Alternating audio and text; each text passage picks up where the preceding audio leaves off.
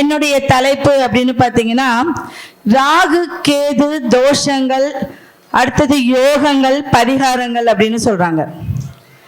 First நம்ம ஒரு ஜாதகத்துல தோஷம் என்ன யோகம் என்ன அப்படின்னு நம்ம தெரிஞ்சுக்கிறதுக்கு இல்லை.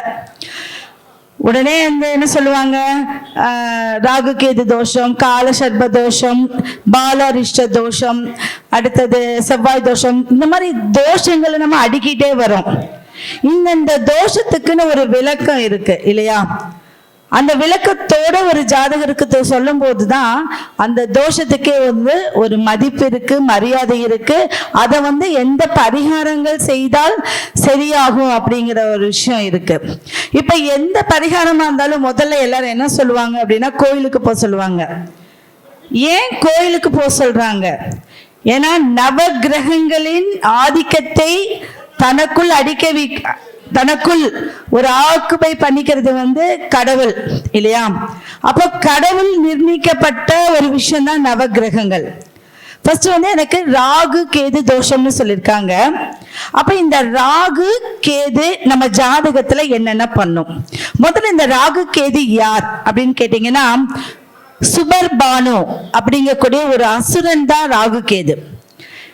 இவர்கள் பார்க்கடலை கிடையும் போது தன்வந்திரியின் மூலியமாக நம்மளுக்கு அமிர்தம் கிடைக்கக்கூடியது இருக்கு.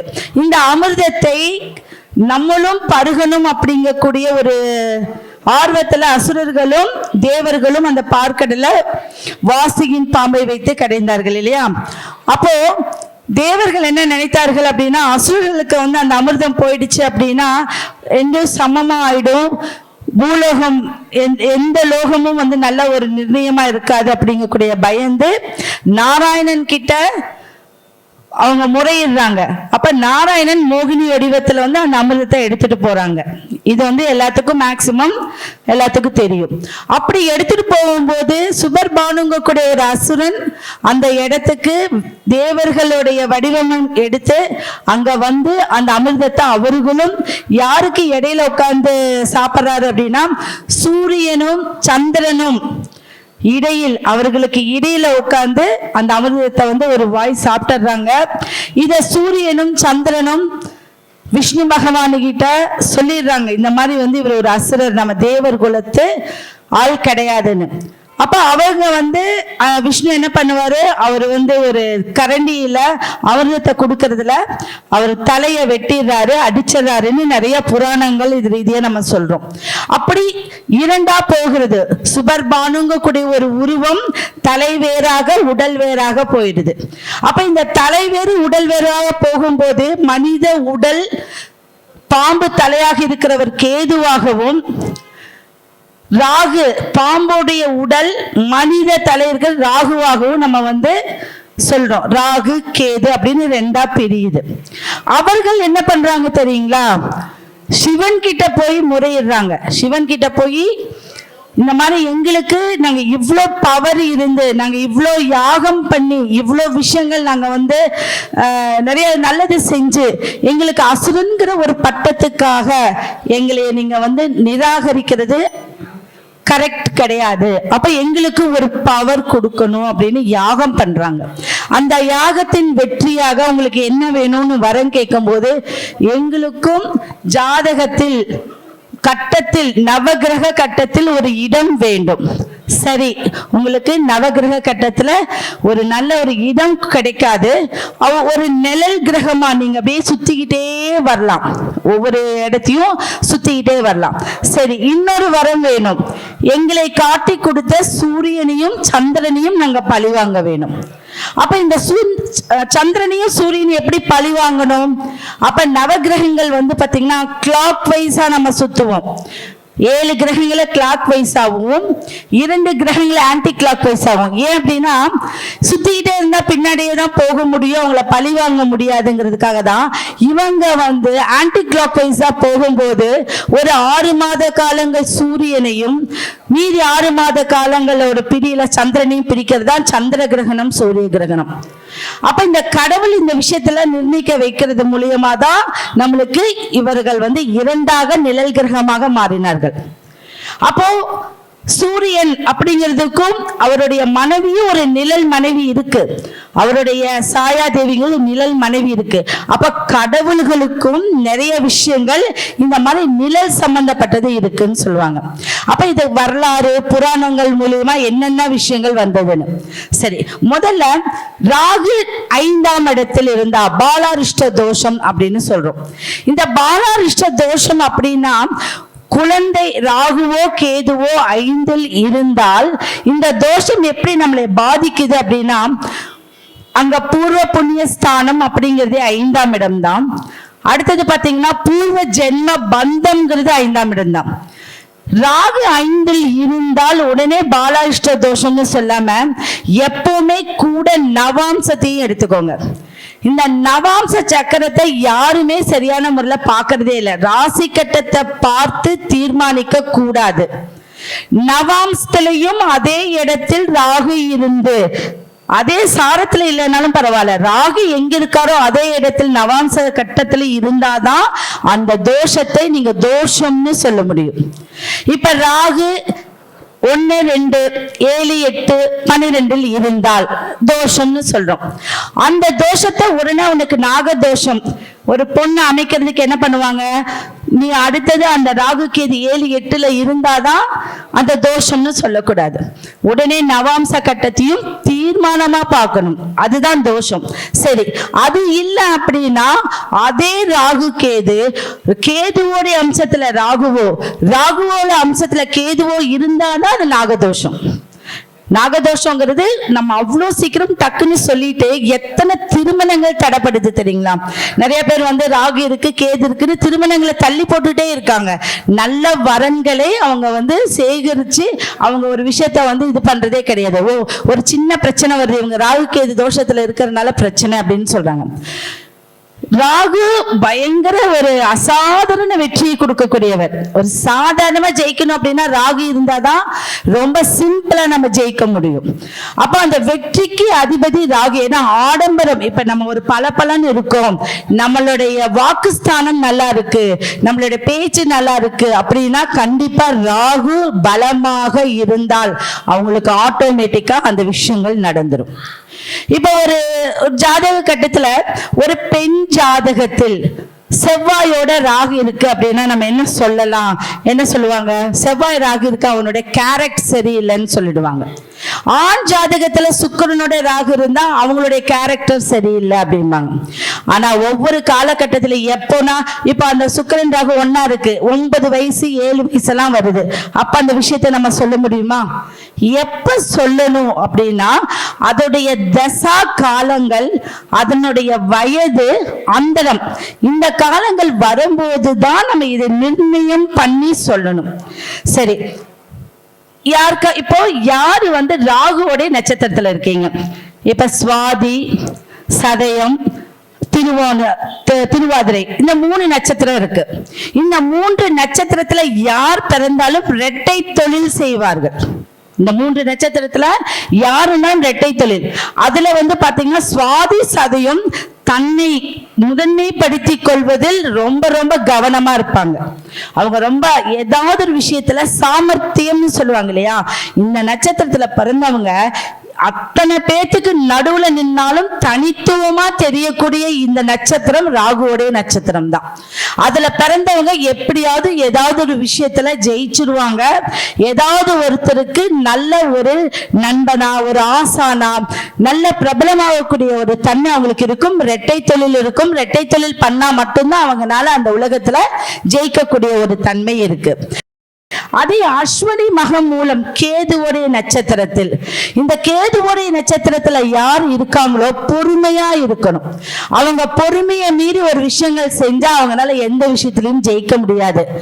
அதே புதனுடைய நட்சத்திரம் இருக்கு, ஆயில்யம், ரேவதி, அவிட்டம். இந்த புதனுடைய நட்சத்திரத்துல ஒரு கிரகம் நின்று அந்த புதன் ராகுவோடைய நட்சத்திரத்திலேயோ ராகுவோடைய சேர்ந்து இருந்தா எத்தனை பெரிய நன்மைகள் தருவாரோ அதை விட தீமைகள் அதிகமா தருவார். அப்ப புதன் ராகு ஒரு உடல் பாகத்தை கெடுக்கக்கூடிய ஒரு தன்மை. அதே புதன் கேது சேர்ந்தவங்க யாராவது பாத்தீங்கன்னா வாட்சே கட்ட மாட்டாங்க. புதன் கேது இருக்கிறவங்க வந்து கால நேரத்துக்கு ஒரு விஷயத்தை அனுபவிக்க முடியாது. அப்ப புதன் கேது ரெண்டுமே ஞானக்காரகன் தான். ஆனா ஏட்டிக்கு போட்டியா சில விஷயங்கள் பண்ணி ஒரு விஷயத்தை குழப்பி விடுவதில் அவங்க ரொம்ப கெட்டிக்காரர். இப்ப இதெல்லாம் நம்ம வந்து இந்த ராகு கேது தோஷம், கால சர்ப தோஷம்னு சொல்றாங்க. கால சர்ப தோஷம். அதே வந்து கால சர்ப யோகம் என்ன சொல்றாங்க, அனைத்து கிரகங்களும் ராகுவின் கேதுவோடைய பிடிக்குள்ள சிக்கி இருந்தால் கால சர்ப தோஷம். ஆனா லக்னம் வெளியில இருந்தா அந்த தோஷம் கிடையாது, உடனே கால சர்ப தோஷம்னு சொல்லிடவே கூடாது. நிறைய பேர் ஏன் ஜோதிடர்கள் டிஃப்ரெண்டா ஒரு ஜாதகத்தை ஒவ்வொருத்தரும் ஒவ்வொரு விதத்துல சொல்றாங்க அப்படின்னா தெளிவா நம்ம தெரிஞ்சுக்கணும். லக்னம் தப்பி இருந்தாலும் லக்னம் அந்த ராகு கேதுவோடைய நட்சத்திரத்துல உள்ளடங்கி இருந்தால் மட்டும்தான் கால சர்ப தோஷம். பெரிய பெரிய தலைவர்கள், பெரிய பெரிய புகைப்பட அதிபர்கள், நடிகைகள் இவங்கெல்லாம் பார்த்தீங்கன்னா கால சர்ப தோஷத்துல தான் இருப்பாங்க. நீங்க நிறைய ஜாதகம் ஆராய்ச்சி பண்ணீங்கன்னா தெரியும். அந்த ஜாதகத்துல பார்த்தீங்கன்னா 64 வருஷத்துல 32 வருஷங்கிறது ரெண்டா பிரிச்சா முதல் வருஷங்கள் யோகமா மாறுனா பின் வருஷங்கள் தோஷமா மாறும். அதே முன் வருஷம் வந்து யோகமா மாறாம பின் வருஷம் வந்து தோஷமா, இந்த டிஃபரெண்ட் அவங்க வந்து பார்த்துக்கிட்டே வரலாம். இந்த காலசர்ப தோஷத்துல இருக்கிறவங்களுக்கு லேட்டான திருமணம்னு சொல்லுவாங்க, கண்டிப்பா கிடையாது. ஏர்லி மேரேஜ் நடந்துடும். ஒரு 15 வயசு 18 வயசுல மேரேஜ் நடந்துடும். அப்படி அவங்களுக்கு அந்த மேரேஜ் நடக்கல அப்படின்னா மேரேஜ் பண்ணாமே இருக்கக்கூடியவங்களா இருக்காங்க. அதையும் நம்ம தெளிவா சில விஷயங்களை நம்ம பார்க்கணும். சரிங்களா? இதுல கேது பகவானுடைய யோகம் அப்படின்னா 9-12 கேது இருந்தால் ரொம்ப யோகத்தை கொடுக்கும். எப்படின்னா கேது 9ல இருக்கும்போது அவங்க பூர்வ புண்ணியஸ்தானம் கெட்டுச்சுன்னு நம்ம சொல்லுவோம்.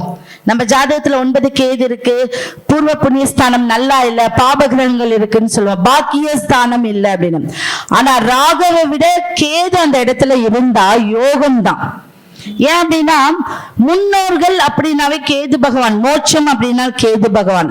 அப்ப 9ல யாருக்கெல்லாம் கேது இருக்கோ அவங்களுடைய வம்சா வழின்னு எடுத்துக்கிட்டீங்க அப்படின்னா முன்னோர்கள் நல்ல விதமா வாழ்ந்துதான் இறந்திருப்பாங்க. சூசைட் பண்றது இல்ல அவங்க ஏதாவது வந்து திடீர் விபத்து அந்த மாதிரிலாம் இருக்கவே மாட்டாங்க. ரொம்ப வாழ்ந்தவர்கள் தான் கேது பகவான் 9-12 இருப்பவர்கள். பரம்பரைன்னு சொல்லுவாங்க. பரம்பரையா ஒரு விஷயம் வருது, ராஜ பரம்பரை, ரொம்ப கௌரவமான பரம்பரை, உயர்ந்த ஒரு எண்ணம் உடையவங்க, இவங்க எல்லாமே வந்து அந்த கேது பகவான் யோகமா மாறி 9-12 இருந்தால். அதே ராகு ராஜயோகம்னு சொல்லுவாங்க. ராகு வந்து ஒரு 3ஆம் இடத்துல இருந்தா படை பலம், நம்மளுக்கு நிறைய ஃப்ரெண்ட்ஷிப் இருப்பாங்க, படை பலம் அதிகமா இருக்கும். ஏன்னா 3ஆம் இடங்கிறது வந்து தம்பிக்குடைய ஒரு படைக்கு அஞ்சான்னு சொல்லுவாங்க. அப்போ அந்த 3ல யாருக்கு ராகு இருக்கோ நீங்க வந்து ஒரு யானை பொம்மையை வாங்கி உங்களுடைய பார்வையில படும்படியே வச்சிட்டு இருந்தீங்கன்னா யோகம் வரும், உங்களுக்கு ஒரு பலம் அதிகமாக வரும். அதே 6, 10, 11 ராகு இருந்தால் அது யோகக்கரமான ஒரு ராகு தான். அதுல நவாம்சத்துல இல்லைனாலும் பரவாயில்லை. அந்த ராகு தசை நடக்கும் போதோ ராகு புத்தி நடக்கும் போதோ எந்த பாவத்துல ராகு இருக்கோ அந்த பாவத்தோட அனுபவத்தை நீங்க அனுபவிப்பீங்க. இப்ப 6ல இருந்தா 6னா நோய், எதிரி, கடன் தொல்லை கிடையாது. 6 என்பது வெற்றி. அந்த 6ஆம் இடத்துல இருந்தா வெற்றியை நோக்கி போவீங்க. 10னா தொழில வெற்றி அடைவீங்க. 11னா நல்ல லாபம், ஒரு இன்வெஸ்ட் பண்ணினா நல்ல லாபம். அப்படி ராகு கேது நிறைய விஷயங்களை நம்மளுக்கு நிறைய நன்மைகளை தரக்கூடியது. அப்போ அவர்களுடைய தோஷம் இருந்தால் சில கோயிலுக்கு எல்லாம் போகணும்னு சொல்லுவாங்க. இந்த மாதிரி என்னென்ன பண்ணணும் அப்படிங்கறதெல்லாம் சொல்லுவாங்க. அப்ப மெயினான விஷயம் என்ன அப்படின்னா எந்த இடத்தில் இருக்கு, எந்த நட்சத்திரத்துல இருக்கு, அவர்களுடைய பொருட்கள், அவங்களுடைய குல தெய்வம், அவங்களுடைய தெய்வம், இந்த மாதிரியான அவங்களுடைய மந்திரங்கள் இப்படி நீங்க சொல்லிட்டு வர வர என்ன ஆகும்னா எப்பேற்பட்ட தோஷமும் நம்மளுக்கு நிவர்த்தி ஆயிடும். மருதமலை குருஜி ஐயா சொன்னாரு, திதி சூன்யத்துல இருக்கு, முடக்குல இருக்கு அப்படின்லாம் சொல்றோம். உண்மை அதுதான். இப்ப எத்தனை பேர் ஜாதகம் இருக்கோ திதி சூன்யத்துல சிக்கி இருக்கிறவங்க மேல மேல வளரலையா? என்ன அர்த்தம் தெரியுங்களா? கடவுள் வந்து ஒரு நீங்க இப்ப வக்கீலே போனீங்கன்னா ஏதாவது ஒரு ஓட்டை இருக்குன்னு சொல்லுவாங்க. ஏதாவது ஒரு கேஸ்ல ஒரு சின்ன ஓட்டையாவது இருக்கும் பாறையான்னு. அதுதான் விஷ்ணு பகவான் கொடுத்து வச்சிருக்கக்கூடிய ஒரு தந்திரம். அப்ப ஏதோ ஒரு விஷயத்துல நம்ம ஜாதகத்துல நன்மை பயக்கக்கூடிய விஷயம் நம்ம ஆக்டிவேட் பண்ணுவோம். அதை மீறி நம்மளுக்கு ஜாதகம் ஆக்டிவேட் ஆயிட்டே இருக்கும். திதியில் இருக்கக்கூடிய ஒரு கிரகமும் நல்லா இருக்கும், முடக்கத்தில் இருக்கக்கூடிய ஒரு கிரகமும் நம்மளுக்கு நல்லா இருக்கும். சரிங்களா? ஆனா இந்த பாலாரிஷ்ட தோஷம் மட்டும் நம்மளுக்கு மிகப்பெரிய ஒரு தோஷமாக பாதிக்கும். பாலாரிஷ்டம் அப்படின்னா 5 ராகு, கேது, சனி பகவான், செவ்வாய் பகவான் இந்த பாவத்துல இருந்தா பாலாரிஷ்டம் 64 பாலாரிஷ்டம் இருக்கு. அதுல முக்கியமா நம்ம 12 பாலாரிஷ்டத்தை எடுத்துக்குவோம்.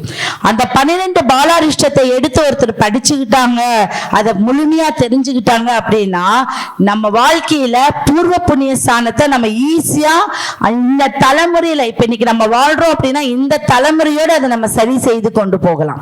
இதெல்லாமே ரொம்ப நல்ல விஷயங்களா இருக்கு. இப்ப உங்களுக்கு நான் ஒரு மந்திரம் இதுவரைக்கும் நான் வெளியிடாத மந்திரம் என்ன அப்படின்னா, அந்த மந்திரத்தை வந்து சொல்லிட்டு வந்தாவே உங்களுடைய ஜாதக கட்டத்துல ராகுவா இருந்தாலும் கேது எந்த தோஷமா இருந்தாலும் ஒரு அதிர்ஷ்டம் அப்படின்னு நம்மளுக்கு கிடைக்கணும். அந்த அதிர்ஷ்டத்தை தரக்கூடிய ஒரு மந்திரம் அப்படிங்கிறது வந்து ராகு கேது மட்டும்தான். அப்ப அவங்களுடைய மந்திரமாகிய வந்து ஒரு 11 வரி இருக்கு. இதை நீங்க இப்ப நோட் பண்ணாட்டியும் பரவாயில்ல, நீங்க அந்த வீடியோ கிளிப் பண்ணி ஃபார்வர்ட் பண்ணி பார்த்தீங்கன்னா அது உங்களுக்கு கிடைக்கும். அதை தினம்தோறும் ஒரு 11 முறை சொல்லிட்டு வந்தீங்க அப்படின்னா கண்டிப்பா உங்களுடைய வாழ்க்கையில மென்மேலும் உயரதுக்கு ஒரு நிறைய விஷயங்கள் இருக்கு. ஏன்னா அதை நான் தினமும் வந்து ஆபீஸ்ல போய் உட்கார்ந்துன்னு நான் சொல்றேன். இதுக்கு அர்த்தம் வந்து நம்ம தனிப்பட்ட முறையில பேசிக்கலாம். இப்ப வந்து அந்த மந்திரம் ஓம் ஸ்ரீ ரூப பிரபவம் நமக, ஓம் ஸ்ரீ ரூப பிரபவம் நமக, ஓம் சாரும் கேவும் நமக. இது எல்லாமே வந்து ராகுவையும் கேதுவையும் பேஸ் பண்ணி மட்டுமே இந்த மந்திரம் இருக்கு. ஓம் சரவும் பரவும் நமக, ஓம் நையும் மெய்யும் நமக, ஓம் ஜகமும் புறமும் நமக, ஓம் காலத்தி மேலத்தி நமக. காலத்திங்கிறது ராகு, மேலத்திங்கிறது கேது, ராகு கேது. ஓம் ஜாலும் மேலும் நமக, ஓம் நகுடத்தி பெகுடத்தி நமக, ஓம் சரகத்தி பாபத்தி நமக, ஓம் சரசாலி பெரசாலி நமக, ஓம் ஓம் ஓம். நாகதோஷம் இருந்தவர்கள், திருமணம் லேட்டா இருக்கிறவங்க, குழந்தை பாக்கியம் இல்லாத இருக்கிறவங்க, பூர்வ புண்ணியஸ்தானம் கெட்டு போய் எப்ப பாரு விபத்துகள் விபரீதம் இருக்கக்கூடியவர்கள், ஐடி கம்பெனில வேலை செய்பவர்கள், ஏன்னா ஐடிங்கிறது ஃபாரின்ல இருக்கக்கூடியவங்க கிட்ட வேலை செய்யறவங்க, புகைப்பட தொழில இருக்கிறவங்க, மீடியாக்கள் இருக்கிறவங்க எல்லாமே கண்டிப்பா இந்த மந்திரத்தை 11 முறை சொல்லிட்டு வந்தீங்க அப்படின்னா நிச்சயம் உங்களுக்கு ரொம்ப பலம் கிடைக்கும். ஏன்னா நேரம் குறைவாக இருக்குதா, நான் வந்து இதுக்குரிய ஒரு சில கோயில்கள், முக்கியமா கோயில் தெரிஞ்சுக்கணும். கோயில் என்னென்ன விசேஷம் தெரியுங்களா? எப்பவுமே வந்து பரிகார ஸ்தலம்னு ஒரு கோயில் சொல்லிட்டாவே காலத்திற்கு அப்பாற்பட்ட சிவன் இல்லாட்டி பெருமாள் கோயில தான் நம்ம சொல்லுவோம். அது நீங்க பார்த்தாவே தெரியும். காலத்திற்கு அப்பாற்பட்ட, எப்ப நிர்ணயிக்கப்பட்டது, எப்ப உருவாக்கப்பட்டது அப்படிங்கறதெல்லாம் தெரியவே தெரியாது. நம்ம சாதாரணமா ஒரு வீடு கட்டும் போதே நம்ம எவ்வளவு விஷயங்களை உள்ள கொடுக்கிறோம். வாஸ்து நவமணி சாரு வாஸ்துல எல்லாம் சொன்னீங்க என்ன அப்படின்னா, நிறைய விஷயங்கள் பஞ்சபூத சக்தியை உள்ள இழுக்கிறோம். நம்ம எவ்வளவோ நம்ம வந்து ஆராய்ச்சி பண்ணி டெஸ்ட் பண்ணி அதுல பூஜை புனஸ்காரம் நவதானியம் நவகிரகங்கள் எல்லாம் போட்டு நம்ம விஷயத்த வீடு கட்டுறோம். அப்ப கோயில்கள் அவங்க அந்த காலத்துல நம்மளுடைய தேவமார்கள் தேவ புருஷர்களே கட்டியிருக்காங்க. அப்ப அவங்க என்னெல்லாம் போட்டு இருப்பாங்க அதோடைய ஒரு தன்மையில நம்மளுக்கு சொல்லில் அடங்க. அதனால நம்ம அந்த இடத்துக்கு போயிட்டு வந்தா நல்ல ஒரு மாற்றம் இருக்கு அப்படின்னு சொல்லுவாங்க. அப்போ நாகம் சார்ந்த ஒரு விஷயம், ராகு கேது சார்ந்த விஷயம் உங்களுக்கு ஒரு பயம்னு இருந்துச்சு அப்படின்னா கண்டிப்பா இந்த மாதிரி கோயிலுக்கு போயிட்டு வாங்க. நான் ஃபர்ஸ்ட் வந்து திருநாகேஸ்வரம்னு சொல்றாங்க இல்லையா, திருநாகேஸ்வர ஸ்தலம். அங்க போகும்போது என்ன அப்படிங்கிறது நீங்க ஆராய்ச்சி பண்ணணும். நம்மளுக்கு வந்து ஒரு கோயில் இருக்கு அப்படின்னா நம்ம இந்த நவ கிரகங்கள்ங்கிற மாதிரி நவ ராகு ஸ்தலங்களுக்கு ஒரு முறை போயிட்டு வாங்க. அதை பிக்ஸ் பண்ணி போயிட்டு வாங்க. 27 தலைமுறையில் செய்த பாவங்கள் உங்களுக்கு நிவர்த்தி ஆயிரும். உங்க வீட்டுல ஒரு புது மலர் உருவாகும். புது மலர்னா புதுவிதமான ஒரு விஷயங்கள் உருவாகும். உங்களுக்கு வம்சம் தலைக்கக்கூடிய ஒரு விஷயங்கள நல்லா இருக்கும். அடுத்தது கீழ்பெரும்பள்ளம் கேது ஸ்தலம். கேது அப்படிங்கிறது வந்து நம்ம ஞானத்தை நம்ம மற்றவங்களுக்கு புரியும்படி சொல்லக்கூடிய ஒரு ஏற்பாட்டை செய்யக்கூடிய கேது.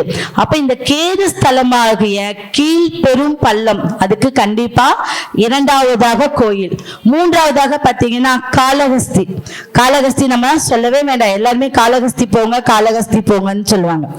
4வதாக திருப்பாம்புரம் நாகநாதர் கோயில். திருப்பாம்புரம் நாகநாதர் கோயிலுக்கு ஏன்னா நான் நவகிரகங்கள் மாதிரி நான் உங்களுக்கு நாகர் சம்பந்தப்பட்ட ஒரு கோயில்களை மட்டும் நம்ம சொல்றோம். அடுத்து நாகூர் நாகநாத சுவாமி கோயில். நாகூர் நாகநாத சுவாமி கோயில். இந்த மன்னார்குடியில ராஜகோபால சுவாமி கோயில் இருக்கு. மன்னார்குடியில நான் வந்து நாகசுவாமி கோயிலுக்கு நான் போயிருக்கேன். அங்க பாத்தீங்கன்னா அங்க போகிறப்பவே வந்து இது ஒரிஜினல் நாகமா இல்ல நாக சிலையா நம்மளுக்கு தெரியாது. அவ்வளவு விஷயங்கள், ஒரு செடி மரமே வந்து எல்லாமே நாகம் மாதிரியே இருக்கும். கண்டிப்பா ஒரு முறையாவது மன்னார்குடியில் இருக்கக்கூடிய ராஜகோபால் சுவாமி கோயிலுக்கு போயிட்டு வாங்க. அடுத்து குக்கே சுப்பிரமணிய சுவாமி கோயில். குக்கே சுப்பிரமணிய சுவாமி, இதெல்லாம் வந்து இந்த தோஷங்கள் இருந்தால் போகக்கூடிய ஒரு கோயில். மோபி தேவி சுப்பிரமணிய சுவாமி கோயில். மோபி தேவி சுப்பிரமணிய சுவாமி கோயில். அடுத்தது நாகர்கோயில். நாகர்கோயில் இருக்கக்கூடிய நாகராஜா கோயில். நான் இன்னொரு கோயில் சொல்றேன், திருமுருகன் பூண்டியில் இருக்கக்கூடிய கேது பகவான் கோயில்.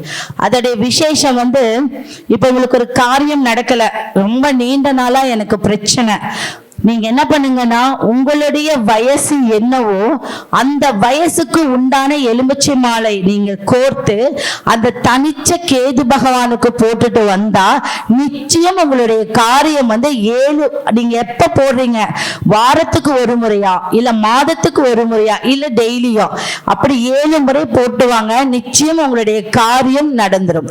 அது அதுக்கு கொடுக்கப்பட்ட டைமே 48 நாட்கள் 90 நாட்கள். நிறைய கஸ்டமர்ஸ் அங்க போயிருக்காங்க, நிறைய விஐபி அங்க போயிருக்காங்க, கவர்மெண்ட் ஸ்டாஃப்ஸ் எல்லாம் அங்க போயிருக்காங்க. அவங்க எல்லாம் சொல்லியிருக்காங்க இது எப்படி உங்களுக்கு தெரியும், ஏன்னா அவங்க ஒரு அர்ச்சகர்களும் அந்த பூஜை பண்றவங்களுக்கு மட்டுமே தெரிஞ்ச உண்மை அது. அப்ப நம்மளே பால் அபிஷேகம் பண்ணி அந்த எலும்பிச்சை மாலை. ஏன் எலும்பிச்சை அப்படின்னு கேட்டீங்கன்னா தெய்வக்கனி தேவக்கனி. இந்த எலும்பிச்சையில மட்டும்தான் என்சைம்ஸ் நிறைய இருக்கக்கூடிய ஒரு சிட்ரிக் நிறைய உற்பத்தி ஆகக்கூடிய ஹோல்ஸ் இருக்கு.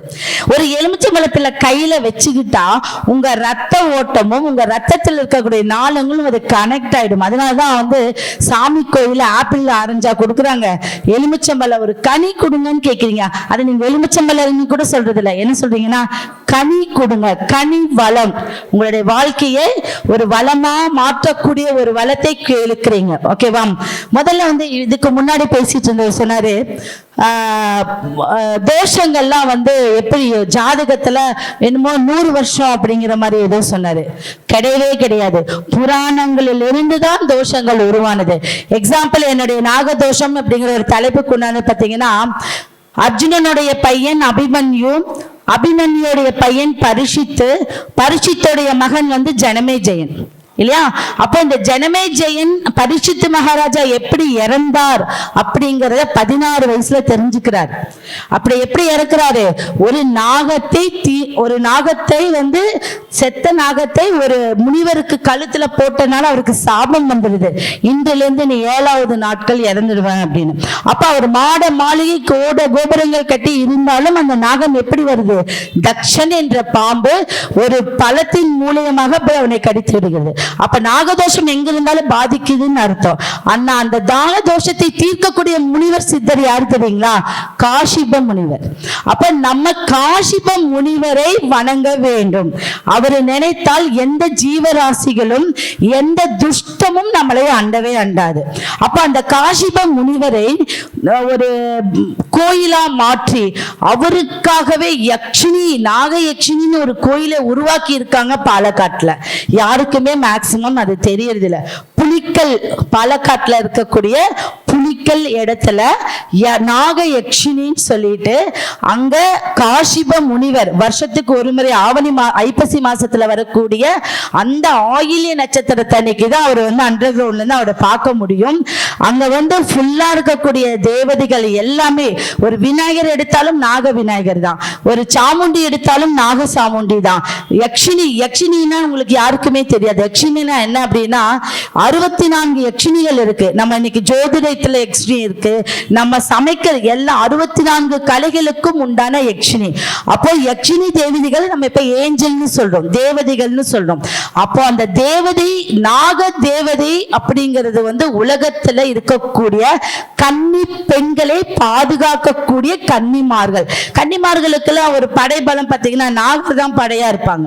கன்னி பெண்களுடைய சப்த கன்னியர்கள் சிலையெல்லாம் பார்த்தீங்கன்னா நாகத்துடைய ஒரு இதுலதான் அவங்க வந்து வீற்றிருப்பாங்க.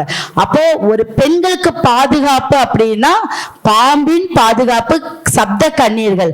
அந்த கோயிலுக்கு ஒரு தடவை நீங்க போயிட்டு வாங்க, சிறப்பான விஷயம். அங்க வந்து நிறைய பூஜை புனஸ்காரம் நிறையவே பண்ணிட்டு இருக்காங்க. ஓகே, என்ன அப்படின்னா நிறைய விஷயங்கள் இருக்கு இதுல வந்து. எதனால ஒரு தோஷங்கள் வருது, இப்ப பாலாரிஷ்ட தோஷம் எப்படி நம்மளுக்கு வருது அப்படின்னா குந்தி தேவியோடைய கதையை நம்ம எடுத்துக்கணும். இப்படி ஒவ்வொரு தோஷத்துக்கும் புராணங்கள் அடிப்படை.